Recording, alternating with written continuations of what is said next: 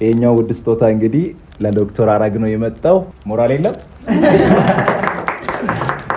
ዶክተር አረግ ዶክተር ብቻ አይደለችም፣ ለብዙ ህፃናት እናት ነች፣ እህት ነች። ሰውን በሰው ልክ ብቻ የምታከብር ስራዋን ዝቅ ብላ የምትሰራ የምታገለግል እጅግ በጣም ቅን የምትከበር ዶክተር ነች።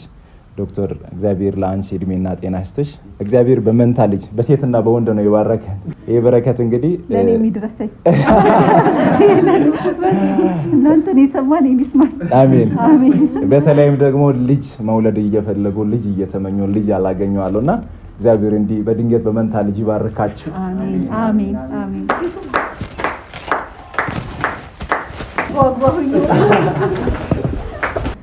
ቃላት የለኝም ምን እንደምን እግዚአብሔር ያክብርልኝ። ያው ለሃይማኖታችንም ትልቅ ቦታ ስላለው ትልቅ ስጦታ ነው። እግዚአብሔር ያክብርልኝ።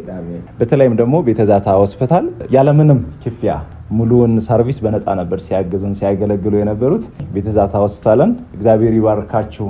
እዚህ ሆስፒታል ውስጥ የምታገለግሉ ይህት ወንድሞች ሁላችሁም ተባረኩ። ከልብ እናመሰግናለን። እኔም ያኔ አንተ እንደመጣ ስነግራቸው እሱ ከመሬት የወደቁትን እያነሳ እኛም ክፍያ የምንጠይቀው እንደዛ ይስል በጣም በቀናነት ፖዚቲቭሊ ነው ከመጀመሪያው የተረዱትና ዶክተር አረግ በጣም መልካም ሴት ናት። እግዚአብሔር ይመስገን። እግዚአብሔርን አመስግኑልኝ። እግዚአብሔር ልጅ አሳቅፎኛል፣ በመንታ ልጅ ባርኮኛል። ይህ በእኔ አቅም የሚሆን አይደለም። እግዚአብሔር ስለረዳኝ፣ እግዚአብሔር ስላገዘኝ ነው።